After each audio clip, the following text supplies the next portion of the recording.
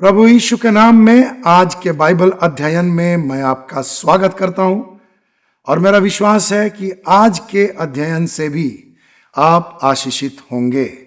हम प्रार्थना करें। प्रेमी पिता परमेश्वर, हम आपको धन्यवाद देते हैं आपके वचन की सत्यता के लिए और प्रभु यीशु के लिए, जो हमारा मार्गदर्शक है, जो हमारे लिए क्रूस पर मरा और हमारे लिए ऐसी व्यवस्था की कि हम कभी भी आपके पास आ सकते हैं। उसका नाम लेकर हमारे पापों को क्षमा करने के लिए धन्यवाद। हमें पवित्र और प्रबल वचन देने के लिए धन्यवाद, जीवित वचन देने के लिए धन्यवाद, जो हमारे पाँव के लिए दीपक और हमारे मार्ग के लिए उजियाला है, जिसके प्रकाश से हमारे लिए रास्ता बहुत अच्छी तरह से प्रकाशित हो जाता है। हम धन्यवाद देते हैं कि आपने हमसे प्रेम किया है और हमें यह कार्यक्रम दिया है। उन लोगों के लिए भी बहुत बहुत धन्यवाद जो लगातार हमारे कार्यक्रम से जुड़े हुए हैं, इस बाइबल स्टडी से जुड़े हुए हैं। मैं एक एक के लिए आपको धन्यवाद देता हूं और उन्हें आपके हाथों में सौंपता हूं। वे जब भी लॉग इन करें, आपका वचन उनसे बातें करे। प्यारे पवित्र आत्मा, सुनने वाले सब लोगों के हृदयों को आप वचन के लिए खोल दें, ताकि आज जैसा विषय है कि मेल कराने वाले धन्य हैं, सारे लोग जो हमारे साथ कार्यक्रम में जुड़े हुए हैं, वे अपने परिवार में, समाज में मेल मिलाप कराने वाले ठहरें और इससे आपको प्रसन्नता हो, महिमा मिले। मैं अपने आप को आपके हाथ में सौंपता हूं, ताकि जो कुछ आपने दिया है मैं आपकी आत्मा की अगुवाई से आपके प्रिय लोगों के लिए प्रस्तुत कर सकूं। मेरी जुबान, मेरे हृदय, मेरे विचारों पर, मेरे पूरे अस्तित्व पर आपका ही नियंत्रण हो प्यारे पिता, और मेरी सहायता कीजिए ताकि आपकी महिमा इस बाइबल स्टडी से हो, यीशु के नाम में, आमेन। तो आगे बढ़ने से पहले मैं एक गीत गाना चाहता हूं, और ये पुराना गीत है। मेरे विचार में आप इसे जानते होंगे। अगर आप इसे नहीं जानते या आपने नहीं सीखा है तो आप इसे सीखिए। ये परमेश्वर के वचन का गीत है। परमेश्वर आपको इसके द्वारा आशीष दे।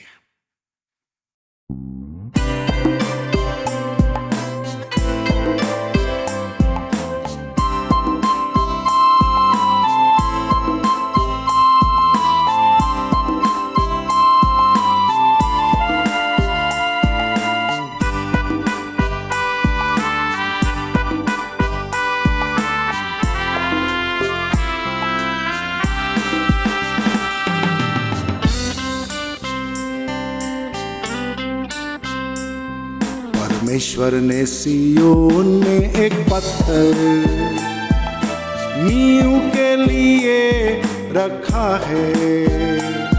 परमेश्वर ने सिय्योन में एक पत्थर नींव के लिए रखा है। जो उस पर विश्वास करेगा वो न डगमगाएगा। जो उस पर विश्वास करेगा वो न डगमगाएगा। परमेश्वर ने सिय्योन में एक पत्थर।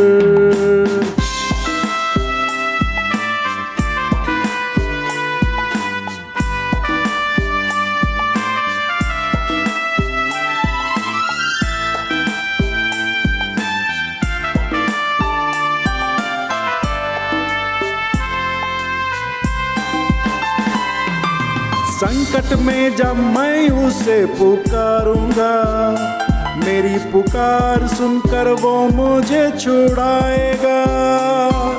संकट में जब मैं उसे पुकारूंगा, मेरी पुकार सुनकर वो मुझे छुड़ाएगा। अपने अनुग्रह के अनुसार वो मुझको बचाएगा। परमेश्वर ने सिय्योन में एक पत्थर नींव के लिए रखा है। परमेश्वर ने सिय्योन में एक पत्थर नींव के लिए रखा है, जो उस पर विश्वास करेगा वो न डगमगाएगा। जो उस पर विश्वास करेगा वो न डगमगाएगा। परमेश्वर ने सिय्योन में एक पत्थर।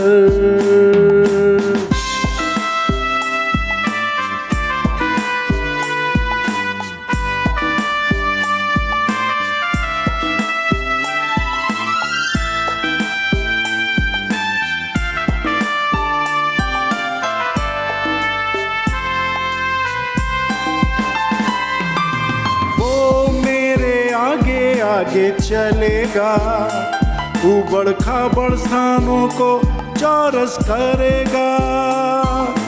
वो मेरे आगे आगे चलेगा, उबड़ खाबड़ स्थानों को चौरस करेगा। वो मेरी कमर कस कर हर पल मेरी अगुवाई करेगा। परमेश्वर ने सिय्योन में एक पत्थर नींव के लिए रखा है। परमेश्वर ने सिय्योन में एक पत्थर नींव के लिए रखा है, जो उस पर विश्वास करेगा वो न डगमगाएगा। जो उस पर विश्वास करेगा वो न डगमगाएगा। परमेश्वर ने सिय्योन में एक पत्थर। पिता परमेश्वर का धन्यवाद हो, क्योंकि वो हमारे आगे आगे चलने वाला और उबड़ खाबड़ स्थानों को चौरस कर देने वाला परमेश्वर है। वह हमें कभी त्यागता नहीं। और उसने कहा मत डर, क्योंकि मैं तेरे संग हूं। मैं तेरी सहायता करूंगा, अपने धर्म में दाहिने हाथ से तुझे संभाले रहूंगा। इतना महान पिता है हमारा, और उसने हमारे लिए एक खास काम इस पृथ्वी पर रखा है। और इसी खास काम के संदर्भ में आज की बाइबल स्टडी है। विषय है मेल कराने वाले धन्य हैं। प्रभु का धन्यवाद हो कि उसे मेल प्रेम बहुत पसंद है। और प्रभु यीशु ने कहा यदि तुम मेरी आज्ञाओं का पालन करोगे तभी तुम मेरे चेले हो। और मेरी आज्ञा यह है कि तुम एक दूसरे से प्रेम करो। हालेलुया। तो परमेश्वर ने यहाँ अपने ऐसे लोगों को रखा, इस पृथ्वी पर रखा है जो मेल कराने वाले हैं, और इसलिए वे धन्य हैं।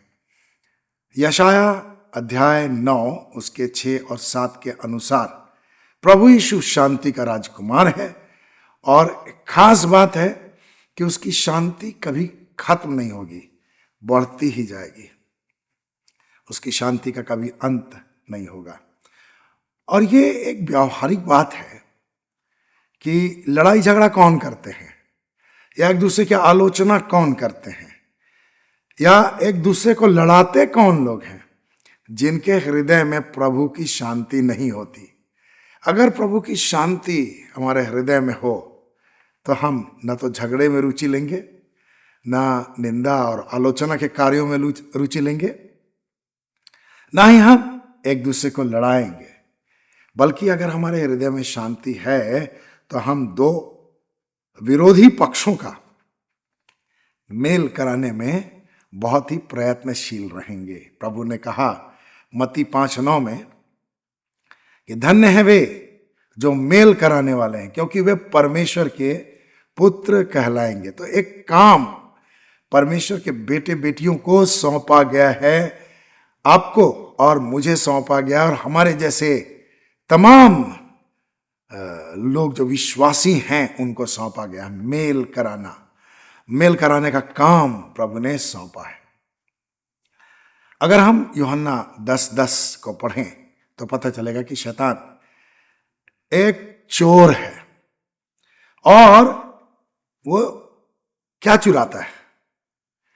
वो मनुष्य का धन चुरा लेता है, स्वास्थ्य चुरा लेता है, नींद, चैन, आशीषें, भविष्य सब कुछ चुरा लेता है और शांति को भी चुरा लेता है। मेल प्रेम को हटाने की कोशिश में लगा रहता है। और जो लोग सावधान नहीं हैं उनके जीवन से ये सारी चीजें चोरी होती चली जाती हैं और उनको पता भी नहीं चलता कि क्या चुराया जा रहा है।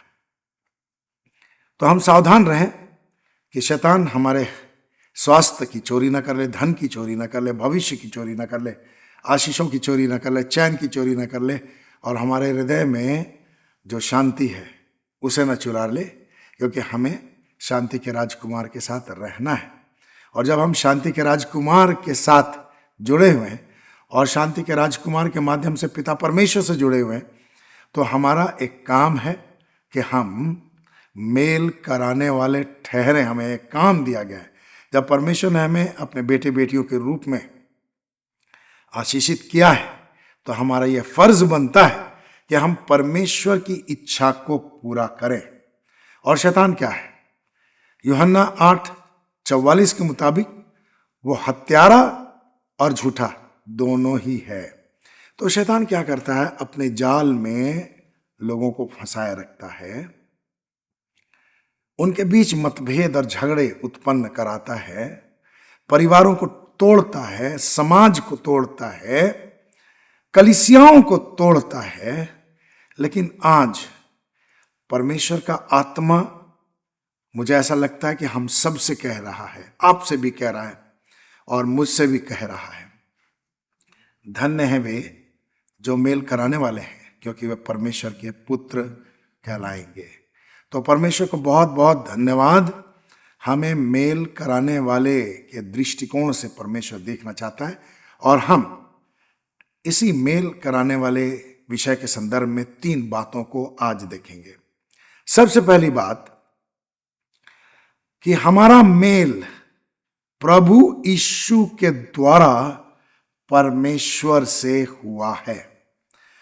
अगर हम रोमियो की पत्री 5वां अध्याय 1 पद पढ़ें तो वहां इस प्रकार लिखा है, इसलिए विश्वास से धर्मी ठहराया जाकर परमेश्वर से हमारा मेल अपने प्रभु यीशु मसीह के द्वारा है। तो परमेश्वर का धन्यवाद हो।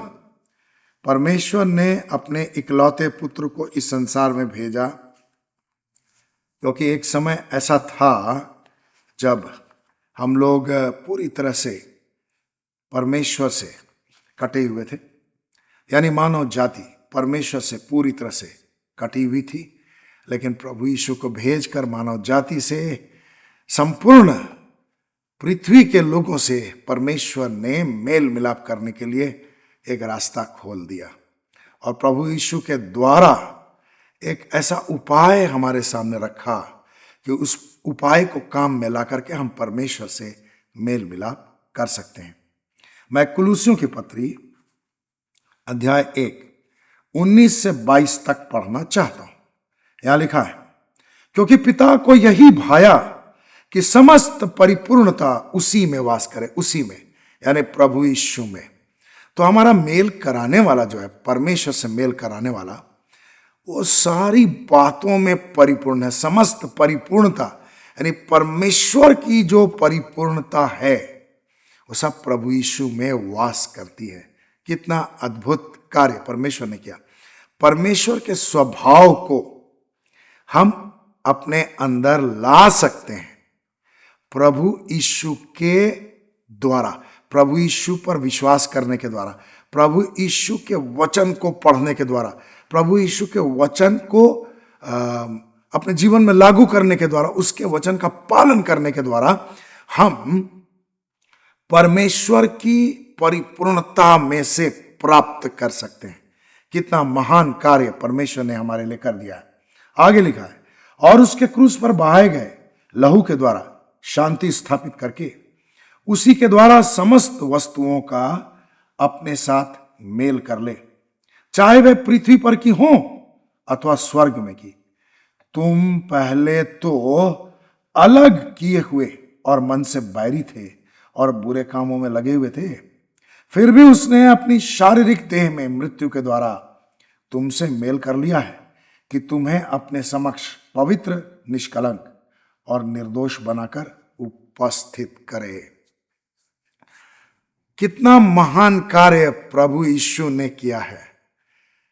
हम एक समय परमेश्वर से बहुत ही दूर थे, मानव जाति परमेश्वर से बहुत दूर थी और इस पीढ़ी के लोग परमेश्वर से बहुत दूर थे। लेकिन परमेश्वर को ऐसा अच्छा लगा कि वो हमें अपने समान बनाए और इसलिए उसने प्रभु यीशु मसीह को इस संसार में भेज दिया और प्रभु यीशु के लहू बहाने के द्वारा हमारे लिए शांति की व्यवस्था परमेश्वर ने कर दी। यीशु के बहाए गए लहू के द्वारा शांति स्थापित किया जाना परमेश्वर की विहंगम योजना का एक हिस्सा है, बल्कि कहें सबसे महत्वपूर्ण हिस्सा है। इसी के बाद सब कुछ, सारी योजनाएं हमारे जीवन में लागू होती चली जाती जब हम प्रभु यीशु के लहू के द्वारा धुल करके परमेश्वर से शांति स्थापित कर लेते हैं। अन्यथा जब तक एक व्यक्ति प्रभु यीशु के लहू से धुलता नहीं है, उसका विचार शारीरिक रहता है, उसका स्वभाव शारीरिक रहता है, शारीरिक अभिलाषाओं में घिरा रहता है, शैतान का वर्चस्व रहता है, शैतान की युक्तियां उसके जीवन में काम करती हैं। लेकिन जैसे ही प्रभु यीशु मसीह के लहू से वो धुलता है, ये सारी बातें टूट जाती हैं। पाप का प्रभाव धीरे धीरे करके उसके जीवन से हटने लगता है, पाप की बेड़ियां टूट जाती। कितना महान कार्य परमेश्वर ने प्रभु यीशु के द्वारा किया। और हम पहले मन से परमेश्वर के बैरी थे क्योंकि हम बुरे कामों में लगे हुए थे। स्वभाव से ही मनुष्य पापी होता है, जो हमारा स्वभाव होता है हम वही काम करते हैं। तो जब बुरा स्वभाव था तो हम बुरे काम करते थे, लेकिन अब हमारा स्वभाव बदल रहा है। हम प्रभु यीशु के लहू के द्वारा धोए जा करके उसके वचन की सामर्थ के द्वारा धीरे धीरे बदलते जा रहे हैं। जो मसीह में है वो नई सृष्टि, पुरानी बातें बीत गई। बाइबल बहुत ही स्पष्ट रूप से बताती है। तो कभी हम मन के बैरी थे परमेश्वर के प्रति, मन बुरा था हमारा क्योंकि हम गलत कामों में लगे हुए थे। लेकिन आज प्रभु यीशु ने हमारे लिए कितनी बड़ी व्यवस्था कर दी। उसने शारीरिक रूप से मृत्यु के द्वारा लहू बहाकर हमारे लिए व्यवस्था कर दी कि हम पवित्र बन जाएं, निष्कलंक बन जाएं और निर्दोष बन जाएं। हालेलुया। जो हमारी कल्पना में नहीं थी, जो बातें हमारी कल्पना से दूर दूर तक कोई संबंध नहीं रखती थी, वे हमारे लिए अब महत्वपूर्ण हो गई। जो लोग प्रभु को जानते नहीं है, मसीह होने के बाद भी बहुत से लोग प्रभु यीशु को नहीं जानते हैं। उनको क्या मालूम निष्कलंक होना क्या है, पवित्र और निर्दोष बनना क्या है। लेकिन आज हमारे लिए कितनी बड़ी बात है कि प्रभु यीशु की सामर्थ के द्वारा, उसके लहू की सामर्थ के द्वारा हम निर्दोष हो सकते हैं, निष्कलंक हो सकते हैं, पवित्र हो सकते हैं और इस अवस्था में पहुंच सकते हैं जब परमेश्वर हमें अपने आलिंगन में ले सकता है। परमेश्वर का बहुत बहुत धन्यवाद हो। हम इस बात को और थोड़ा समझने की कोशिश करेंगे कि किस प्रकार हम परमेश्वर से दूर थे, लेकिन परमेश्वर ने हम पर अनुग्रह किया और हम आज प्रभु यीशु के लहू के द्वारा धुल करके उसके पास आ गए। इसके लिए मैं इब्रानियों 10 उसका 22वां पद पढ़ना चाहता हूं। यहां लिखा है, तो आओ हम सच्चे मन और पूर्ण विश्वास के साथ और विवेक का दोष दूर करने के लिए हृदय पर छिड़काव लेकर और देह को शुद्ध जल से धुलवाकर परमेश्वर के समीप आए। यहां जो देह लिखी हुई है, जो शब्द है,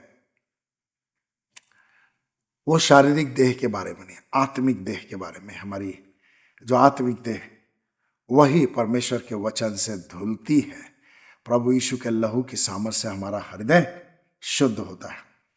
तो हम अपनी आशा के अंगीकार को थामे रहकर सच्चे मन और पूर्ण विश्वास के साथ परमेश्वर के समक्ष आए, ताकि परमेश्वर से हमारा मेल मिला और ज्यादा पक्का होता चला जाए, हम और अधिक निर्दोष, निष्कलंक और पवित्र होते चले जाएं। क्योंकि इनका स्तर होता है, पवित्रता का भी स्तर होता है, जहां से हम शुरू करते हैं। लगातार अगर उस मार्ग पर बढ़ते जाएं तो एक समय आएगा जब हमारे पवित्रता का स्तर उन्नत हो जाएगा, हमारे निर्दोष होने का स्तर उन्नत हो जाएगा, सिद्ध होने का स्तर उन्नत हो जाएगा।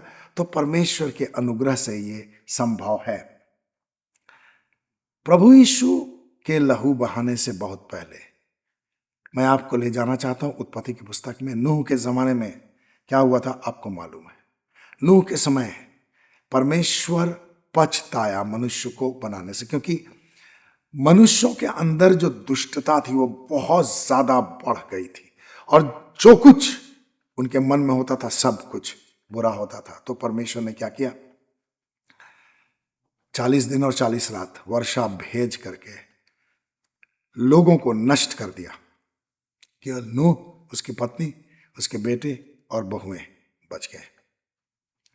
परमेश्वर को महिमा मिले कि आज ऐसा कुछ परमेश्वर अपने क्रोध में नहीं करता, क्योंकि प्रभु यीशु लहू बहा चुका है। सदोम और अमोरा का उदाहरण बाइबल में बहुत स्पष्ट है। उत्पत्ति की किताब में ही यह उदाहरण मिलता है। सदोम और अमोरा में क्या हुआ आप लोग जानते हैं। लोगों की दुष्टता इतनी बढ़ गई कि परमेश्वर ने आकाश से आग और गंधक की वर्षा भेजी, और जितने लोग सदोम और अमोरा में रहते थे, एक दो और नगर का नाम है आसपास में जो लोग थे, जहां जहां वर्षा हुई लोग नाश कर दिए गए। लेकिन आज भी परमेश्वर का क्रोध भड़कता है, व्यक्तिगत तौर पर या निम्न स्तर पर। सदोम अमोरा जैसे व्यापक रूप में, या फिर नूह के समय जैसे पूरे पृथ्वी पर परमेश्वर का प्रकोप भड़क गया था, वैसा नहीं। लेकिन सीमित दायरे में परमेश्वर का प्रकोप आज भी ऐसे लोगों पर होता है जो बहुत ही दुष्टता का कार्य करते हैं, या फिर प्रभु के वचन को सुन सुन करके, बाइबल के जीवित वचनों को सुन करके भी अपना हृदय नहीं खोलते, कठोर बनाए रखते हैं। और जब परमेश्वर को उनकी कठोरता बहुत ज्यादा लगने लगती है तो उनका प्राण वह ले लेता है, क्योंकि परमेश्वर के हाथ में प्राण लेना और जीवन देना। परमेश्वर को बहुत बहुत धन्यवाद कि प्रभु यीशु के कारण हमारे ऊपर, अन्य लोगों के ऊपर उसकी कृपा बनी रहती है। जैसा कि रोमियो 8:1 में लिखा है, जो मसीह यीशु के हैं उन पर दंड की आज्ञा नहीं। तो हम परमेश्वर का धन्यवाद करें कि परमेश्वर हमें इस प्रकार नाश नहीं करेगा यदि हम प्रभु यीशु में बने हुए हैं और हर दिन पश्चाताप के साथ परमेश्वर को महिमा देने वाला काम करने के लिए गंभीर है, इच्छुक है, लगातार अपने आत्मिक जीवन में सुधार करने के लिए प्रयत्नशील है। आत्मिक उन्नति के लिए हम प्रयत्नशील हैं, परमेश्वर के वचन पर चलने की कोशिश कर रहे हैं गंभीर तरीके से। तो हम पर दंड की आज्ञा नहीं, क्योंकि हम मसीह यीशु के हैं। तो परमेश्वर का धन्यवाद हो प्रभु यीशु के अनुग्रह के लिए, प्रभु यीशु के लहू बहाने के लिए। दूसरी बात, हम मसीह के राजदूत हैं। प्रभु यीशु ने मानव जाति के लिए एक ऐसा कार्य संपन्न किया जो और कोई कर नहीं सकता था। लेकिन आज हम मसीह के कारण, मसीह पर विश्वास करने के कारण उसके राजदूत हैं। परमेश्वर का धन्यवाद हो। और राजदूत शब्द जो है आज दुनिया में बहुत ही महत्वपूर्ण शब्द है। दो देशों के बीच जो संबंध होता है उसको मजबूत करने का काम राजदूत का होता है। दो देश के राजदूतों को एक बहुत ही गंभीर जिम्मेदारी दी जाती है अपने अपने देश के लिए वे काम करते हैं। तो जो दो देशों के बीच में जो राजनयिक संबंध होता है उसको मजबूत बनाने का काम इन्हीं राजदूतों के द्वारा किया जाता है। प्रधानमंत्री और राष्ट्रपति तो लगातार किसी देश में जा नहीं सकते और उसके जो राजनेता हैं, प्रधानमंत्री या राष्ट्रपति, उनसे लगातार हर दिन बात नहीं कर सकते। लेकिन ये काम राजदूतों का है। वे दूसरे देश की गतिविधियों की जानकारी अपने देश के प्रधानमंत्री को या विदेश मंत्रालय को देते हैं। और एक बहुत ही महत्वपूर्ण काम करते हैं वे लोग, अपने देश को कैसे दूसरे देशों में लाभ प्राप्त हो, ये कार्य राजदूतों का कार्य होता है। अपने देश की योजनाओं को, नीतियों को दूसरे देशों में लाभदायक सिद्ध कराना या वहाँ के लिए वहाँ माहौल बनाना अपने देश के लिए, ताकि व्यापार उन्नत हो और दोनों देशों के बीच का संबंध मजबूत हो, यह काम राजदूतों का होता है। उच्चाधिकारियों को, प्रधानों को अपने देश के संबंध में होने वाले खतरों से भी वे अवगत कराते हैं। सुरक्षा संबंधित अगर कोई नई बात निकल करके आ रही है, समस्या निकल करके आ रही है, सुरक्षा की कोई बहुत ही गंभीर समस्या खड़ी हो रही है, तो वे राजदूत ही हैं जो अपने देश को, अपने देश के उच्चाधिकारियों को बतलाते हैं। तो हम भी मसीह के राजदूत हैं। और यह वचन बहुत ही अच्छा है जो दूसरा कुरिन्थियों 5वां अध्याय 20वें पद में मिलता है। यहां लिखा है, इसलिए हम मसीह के राजदूत हैं, मानो परमेश्वर हमारे द्वारा विनती कर रहा है। हम मसीह की ओर से तुमसे निवेदन करते हैं कि परमेश्वर के साथ मेल मिलाप कर लो। तो हम भी राजदूत हैं। और जो लोग परमेश्वर के प्रेम से दूर है, प्रभु यीशु के लहू से धुले हुए नहीं हैं, उनके लिए हम राजदूतों का कार्य करते हैं और हमें करना चाहिए। अगर जो सांसारिक अर्थ पर, राजनैतिक अर्थ पर, सांसारिक देशों के जो राजदूत हैं उनके आधार पर देखें तो हम लोग मसीह के राजदूत हैं, तो हम कुछ बातों को बहुत अच्छी तरह से समझ सकते हैं। तो जिस प्रकार दो देशों के राजनयिक संबंधों को एक राजदूत मजबूत बनाता है, उसी प्रकार हमारा काम क्या है? हम भी दूसरे विश्वासियों को परमेश्वर के साथ और अधिक अच्छे संबंध में जोड़ने के लिए प्रयत्नशील रहें। प्रार्थना के द्वारा, उनके साथ संगति करने के द्वारा, उनको उत्साहित करने के द्वारा, उनके सामने अपने जीवन की गवाहियां पेश करने के द्वारा हम विश्वासियों को परमेश्वर के साथ और अधिक मेल प्रेम से संबंध बना करके आगे बढ़ते जाने के लिए प्रेरित कर सकते हैं। और जो लोग प्रभु से दूर हैं, उन मसीहियों को हम अपने जीवन के द्वारा, बहुत सुंदर गवाही देने के द्वारा, उत्साहित करने के द्वारा, उनको, उनके लिए प्रार्थना करने के द्वारा उन्हें परमेश्वर के पास ला सकते हैं। और जब परमेश्वर हमें अगुवाई दे, हम उन्हें वचन में से बता सकते हैं। ये मसीही राजदूतों का कार्य है।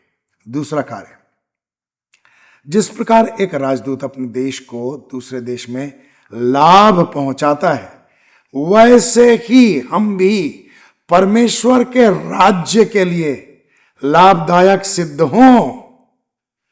हम विश्वासियों को विश्वास में उन्नत करने के लिए प्रयत्न करके, उनके साथ संगति करके, अपने से कमजोर विश्वासियों के साथ संगति करके उनको परमेश्वर के प्रेम में उन्नत कर सकते हैं, प्रार्थना के जीवन में उन्नत कर सकते हैं।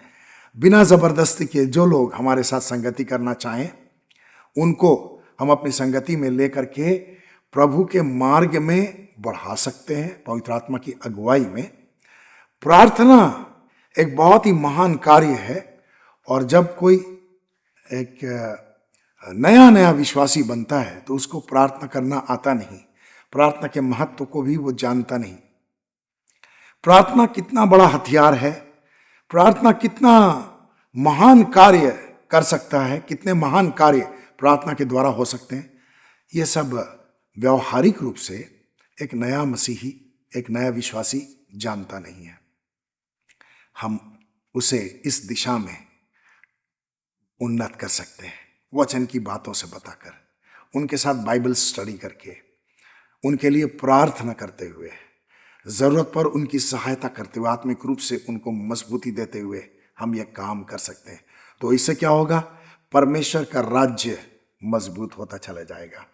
और जिस प्रकार सांसारिक दृष्टिकोण से, राजनीतिक दृष्टिकोण से एक राजदूत अपने देश की नीतियों और योजनाओं को दूसरे देश के अधिकारियों और प्रधानों के सामने पेश करता है, उसी प्रकार मसीह के जो राजदूत हैं उन्हें भी परमेश्वर की योजनाओं को अन्य लोगों तक पहुंचाना चाहिए।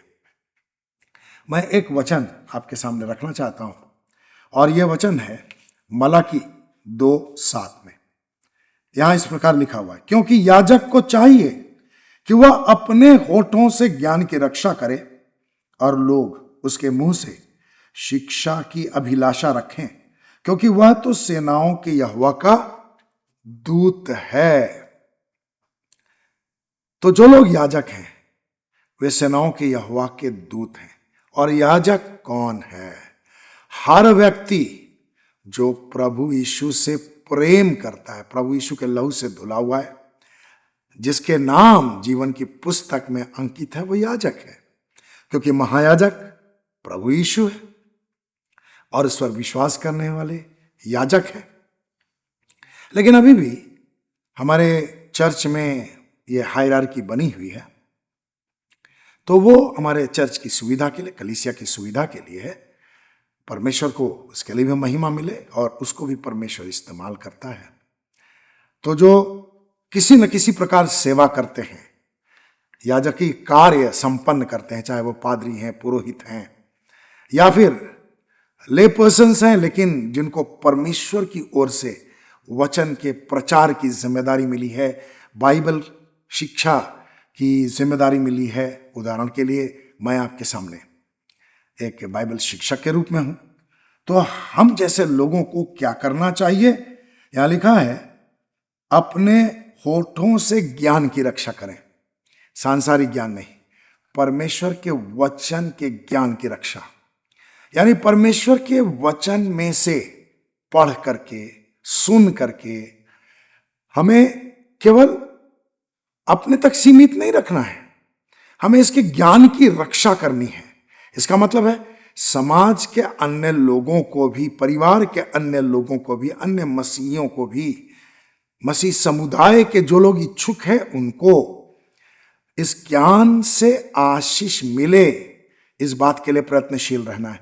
हमें अपने होठों के द्वारा ज्ञान की रक्षा करना है। इसका मतलब है हम अपने होठों को परमेश्वर की महिमा के लिए इस्तेमाल करें।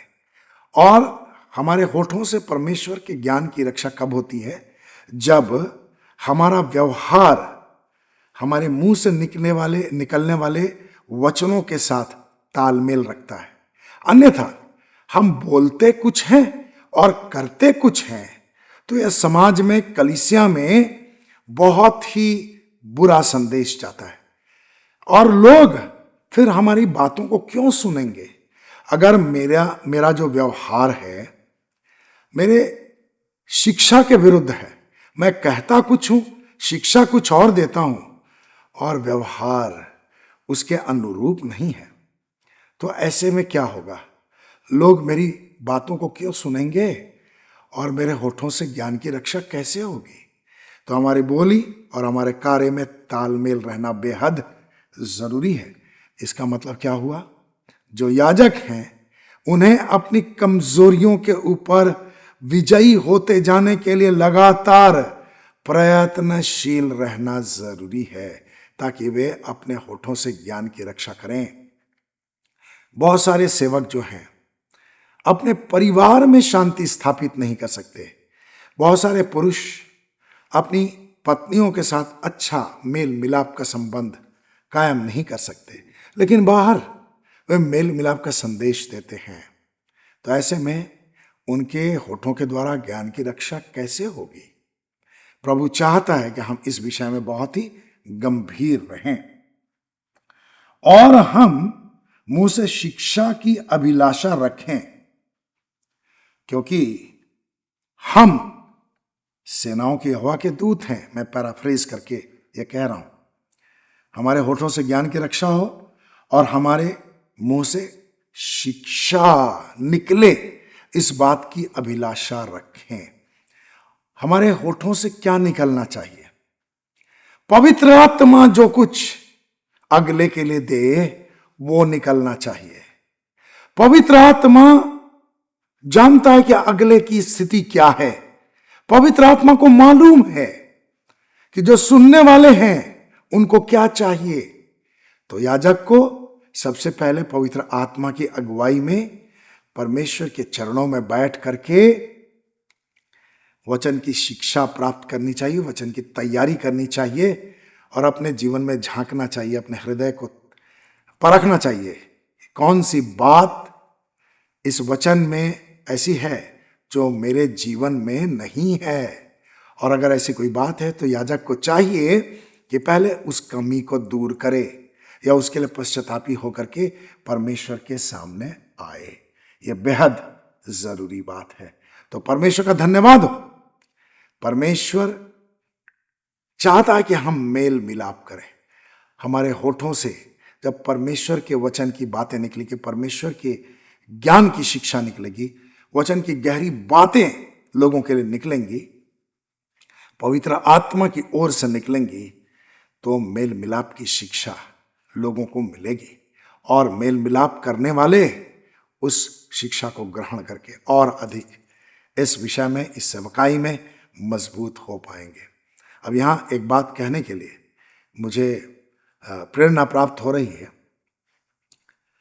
केवल याजक को ही ये काम नहीं करना है, लेकिन हर व्यक्ति जो प्रभु से प्रेम करता है अपने आप को याजक समझे, यानी पादरी पुरोहितों और परमेश्वर के सेवकों के रूप में जो लोग समाज में जाने जाते हैं, उन्हीं को केवल मेल मिलाप की शिक्षा नहीं देनी है, बल्कि हर व्यक्ति को कम से कम अपने परिवार में तो व्यावहारिक रूप में मेल मिलाप का वातावरण बनाना बेहद जरूरी है। क्योंकि प्रभु यीशु ने क्या कहा? धन्य हैं वे जो मेल कराने वाले हैं, क्योंकि वे परमेश्वर के पुत्र कहलाएंगे। हालेलुया। अब तीसरी बात मैं आपके सामने रखना चाहता हूं। इस बात को आप जानते हैं, लेकिन फिर भी चूंकि ये विषय के अंतर्गत है इसलिए मैं इसे रखना चाहता हूं। जो लोग अंधकार में हैं उन्हें ज्योति में लाने के लिए हमें प्रयत्नशील रहना चाहिए। जो लोग मेल कराने वाले हैं उनको प्रयत्नशील रहना चाहिए। किसी व्यक्ति के प्रयत्न के कारण आज मेरा मेल मिलाप प्रभु यीशु से हुआ और प्रभु यीशु के द्वारा परमेश्वर से हो गया। किसी ने मेरे लिए प्रार्थना की, किसी ने परमेश्वर के वचन में से मुझे बताया और अब मेरी जिम्मेदारी है कि इस कार्य को मैं आगे बढ़ाऊं। परमेश्वर का धन्यवाद हो। प्रेरित पौलुस ने जब प्रभु यीशु का दर्शन प्राप्त किया तो क्या हुआ? वह 3 दिन तक देख न सका और उसने ना कुछ खाया ना कुछ पिया। जाहिर सी बात है कि अपने दर्शन के विषय में लगातार वह सोचता रहा होगा। अभी तक प्रभु यीशु के बारे में उसे बहुत जानकारी प्राप्त नहीं है। केवल इतनी जानकारी उसके पास आई होगी कि जिस यीशु को वो गलत मान रहा था और जिस यीशु के बारे में उसे संदेह था, उसी यीशु को उसे सताया, उसे कितना खराब लग रहा होगा। अब ऐसी इस अवस्था में प्रभु यीशु ने अपने एक सेवक को दर्शन दिया जिसका नाम हनन्याह था और उसने शाऊल के पास भेजा, जिसका नाम बाद में प्रेरित पौलुस हुआ। शाऊल के पास भेजा और जैसे ही उसने शाऊल का नाम सुना वो घबरा गया। मैं प्रेरितों के काम अध्याय 9 13वें पद को पढ़ना चाहता हूं। परंतु हनन्याह ने उत्तर दिया, प्रभु, मैंने बहुतों से इस व्यक्ति के विषय में सुना है कि इसने यरूशलेम में तेरे पवित्र लोगों को कितना नुकसान पहुंचाया है। घबरा गया। लेकिन तब प्रभु यीशु ने उस पर यह बात प्रकट कर दी कि नहीं, अब ऐसी बात नहीं है। तो हनन्याह प्रभु यीशु के मेल मिलाप का सुसमाचार लेकर के शाऊल के पास पहुंचा और प्रभु ने उससे कहा, 15वें पद को पढ़ता हूं मैं, परंतु प्रभु ने उससे कहा, चला जा, क्योंकि वह तो गैर यहूदियों, राजाओं और इसराइलियों के सामने मेरा नाम प्रकट करने के लिए मेरा चुना हुआ पात्र है। तो परमेश्वर का धन्यवाद हो। हनन्याह प्रेरित पौलुस के मुकाबले आत्मिक दृष्टिकोण से आत्मिक साम्राज्य में एक छोटा सेवक था, लेकिन अपने इसी छोटे सेवक को प्रभु यीशु ने कितने अद्भुत रूप से इस्तेमाल किया। प्रेरित पौलुस को परमेश्वर किस रूप में इस्तेमाल करना चाहता था, यह परमेश्वर को मालूम था। और एक छोटे सेवक को, हनन्याह को, परमेश्वर ने इस बड़े सेवक के लिए प्रार्थना करने के लिए भेजा, मेल मिलाप का समाचार लेकर। कितना महान कार्य परमेश्वर ने किया। अब प्रेरित पौलुस ने प्रभु यीशु के बाद सबसे प्रभावशाली प्रचार किया। बहुत सारे लोगों को उसने प्रभु यीशु के मेल मिलाप का सुसमाचार सुनाया। कितना महान कार्य प्रभु यीशु ने किया।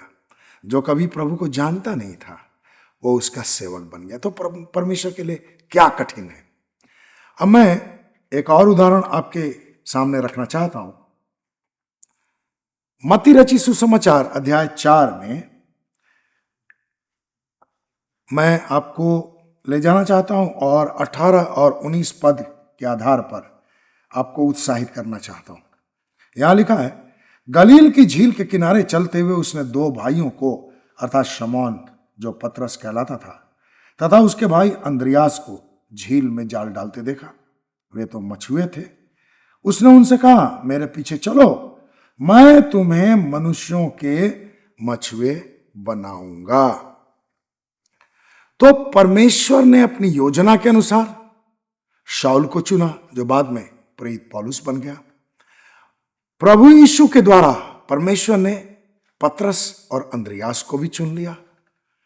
और बहुत से लोग ऐसा कह सकते हैं कि भाई ये लोग तो परमेश्वर के चुने हुए लोग थे, इसलिए उनको यह काम करना ही था। इन्हें तो जरूरी था कि प्रभु यीशु के वचन को लेकर के वे लोगों के पास जाते, और वे गए भी। लेकिन मैं आपको उत्साहित करते हुए कहना चाहता हूं, कोई काम छोटा नहीं है प्रभु की महिमा के लिए। हनन्याह एक छोटा सेवक था, लेकिन परमेश्वर ने उसे भी इस्तेमाल किया। लेकिन यह भी सही बात है कि बहुत सारे ऐसे सेवकों का जिक्र बाइबल में मिलता है जिनका नाम नहीं दिया गया, लेकिन जो परमेश्वर की सेवा करते थे, प्रभु की सेवा के लिए वे लगातार सक्रिय रहे, उनका नाम बाइबल में नहीं मिलता है।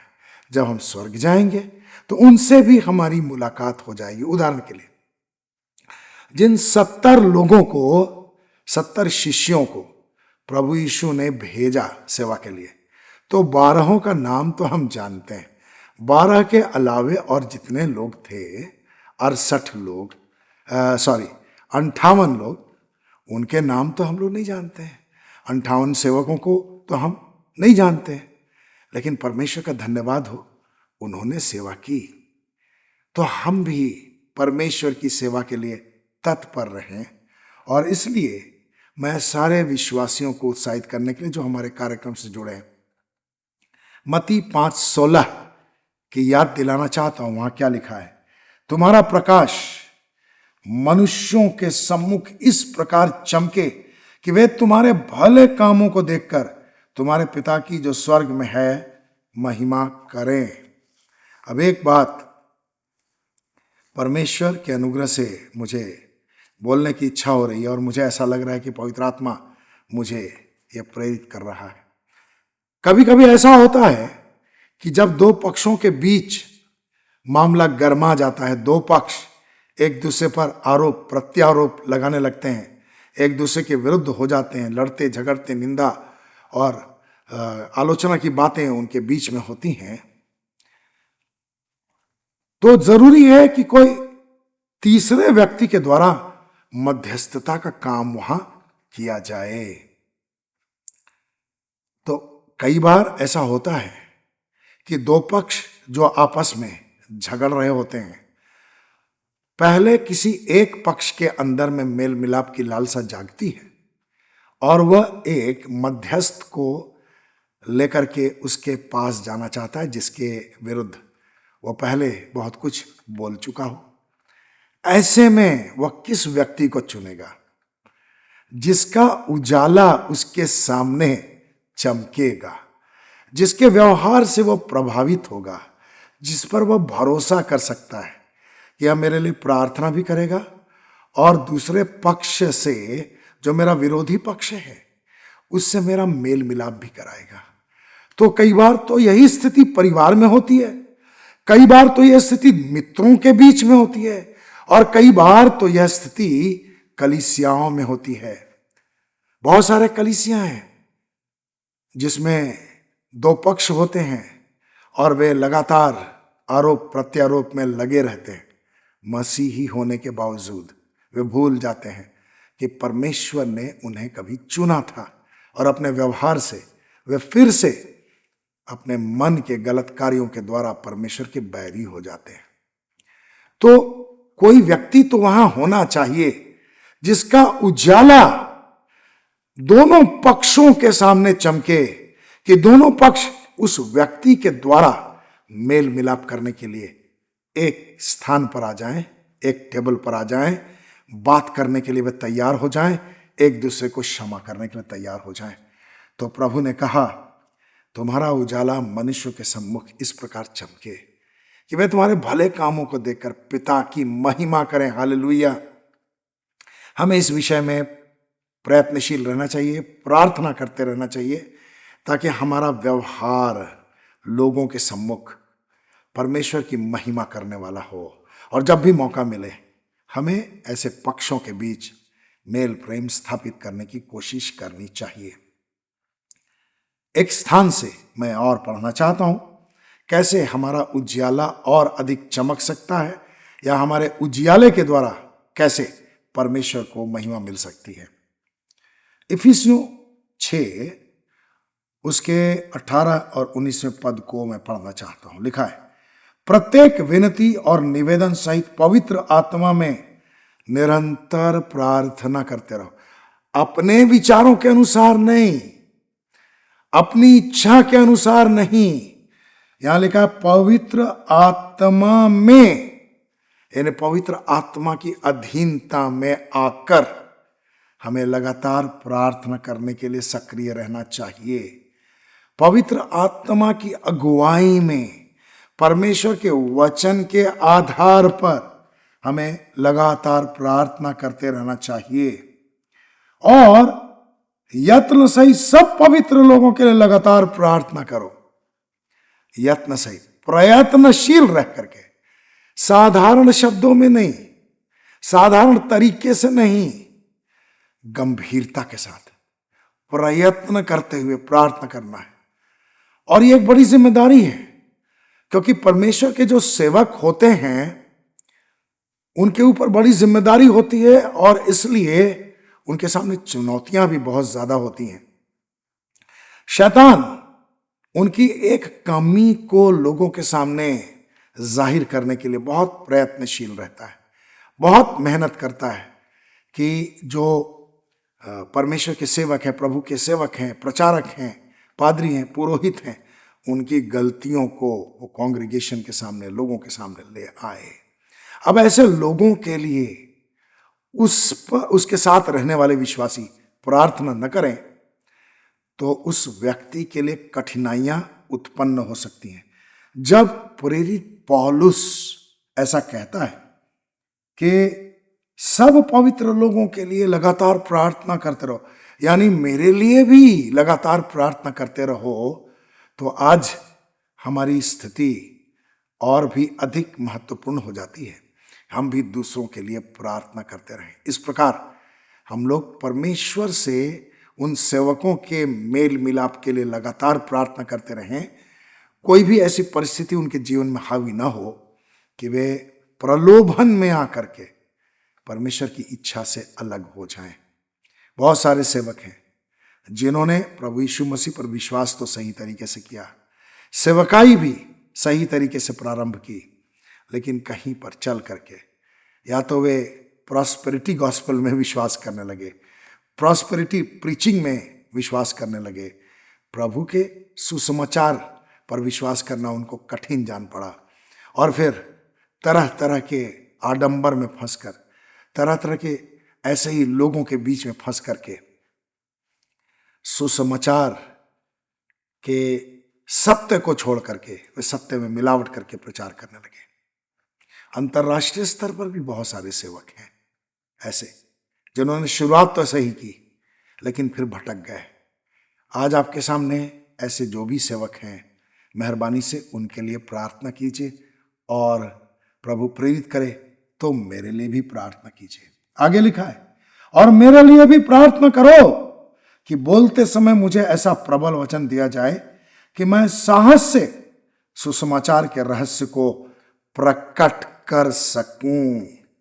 तो परमेश्वर को बहुत बहुत धन्यवाद कि परमेश्वर ने हमें प्रार्थना की जो जिम्मेदारी दी है, बड़ी ही महत्वपूर्ण जिम्मेदारी है, और इस जिम्मेदारी को निभाना है क्योंकि हम मेल मिलाप कराने वाले हैं। धन्य है वे जो मेल कराने वाले हैं क्योंकि वो परमेश्वर के पुत्र हैं। हमें प्रत्यक्ष और अप्रत्यक्ष रूप से मेल मिलाप करना है, कराना है। सेवकों के लिए, पवित्र लोगों के लिए लगातार हमें प्रार्थना करनी है ताकि उनके द्वारा जो मेल मिलाप का कार्य है वो सफल होता चला जाए, और इस तरह हम भी लगातार मेल मिलाप के कार्य में अप्रत्यक्ष और प्रत्यक्ष रूप से जुड़े रहें। अंतिम में एक पद मैं आपके सामने रखना चाहता हूं, इब्रानियों की पत्री 12वां अध्याय 14वां पद। लेखक कहता है, सब मनुष्यों के साथ मेल मिलाप रखो और पवित्रता के खोजी बनो, जिसके बिना प्रभु को कोई भी देख नहीं पाएगा। मेल मिलाप के खोजी, मेल मिलाप रखो और पवित्रता के खोजी बनो। अगर हम पवित्रता के खोजी बने रहेंगे तो मेल मिलाप करना और करवाना हमारे लिए कठिन कार्य नहीं होगा। हो सकता है कि आपसे कुछ लोग नाराज होकर के अलग हो गए हैं, लेकिन अगर उनकी नाराजगी दूर हो जाए, आपके प्रति उनकी गलतफहमी दूर हो जाए, यदि वे सही रास्ते पर आ जाए, तो आपका हृदय उनके लिए खुला होना चाहिए ताकि उनके साथ आप मेल मिलाप कर लें, और उनके प्रति आपके हृदय में कोई कड़वाहट नहीं होनी चाहिए। परमेश्वर आपको आशीष दे कि मत्ती 5:9 के अनुसार आप परमेश्वर के पुत्र बने रहें और आपके व्यवहार से परमेश्वर को महिमा मिले। आपके व्यवहार से परमेश्वर का उजाला लोगों के सामने पहुंचे। अब प्रभु मुझे प्रेरित कर रहा है कहने के लिए, मैं उनके प्रति धन्यवादित हूं जो लगातार मेरे लिए प्रार्थना करते हैं। आपको बहुत बहुत धन्यवाद। परमेश्वर आपको लगातार बढ़ाता चला जाए, और हमारे कार्यक्रम से जुड़े हुए सारे लोगों के लिए धन्यवाद जो हमारे कार्यक्रम को शेयर करते हैं, जो लाइक करते हैं और जो कमेंट्स लिखते हैं। उन सबको प्रभु बहुतायत की आशीष दे। हम प्रार्थना करें। पिता परमेश्वर, आपको धन्यवाद, आपने हमें मेल मिलाप कराने का कार्य सौंपा है क्योंकि हम आपके बेटे और बेटियां हैं। मैं आग्रह करता हूं आपके लोगों के जीवन में लगातार मेल मिलाप का महत्व बढ़ता चला जाए। इब्रानी 12:14 के अनुसार वे लगातार पवित्रता के खोजी बने रहें और मेल मिलाप कराना उनको अच्छा लगे। आपके अनुग्रह के कारण वे आपके भय में बढ़ते चले जाएं, प्रभु यीशु के प्रेम में दृढ़ और मजबूत होते चले जाएं, आपके साथ उनका गहरा संबंध बढ़ता चला जाए, बनता चला जाए, और उनका उजियाला लगातार उनके परिवार में, समाज में, कार्यस्थल में, कलीसिया में फैलता चला जाए। पिताजी, आपको बहुत बहुत धन्यवाद। हम पर आपने विश्वास किया है, सारा आदर आपको देते हैं। और इन प्रिय लोगों को मैं आपके चरणों में लाता हूं जो मेरे साथ जुड़े हैं। उनका उजियाला लगातार फैलता जाए, इनके व्यवहार से लगातार आपकी महिमा होती जाए। शैतान के छल बल प्रपंच से इन्हें आप बचाए रखें, सत्य के मार्ग में लगातार ये चलते रहें, और प्रभु यीशु के प्रेम में ये लगातार मजबूत होते जाएं, और इनके व्यवहार से आपकी बड़ी महिमा हो। सारा आदर आपको मिले, प्रभु यीशु मसीह के नाम में, आमीन।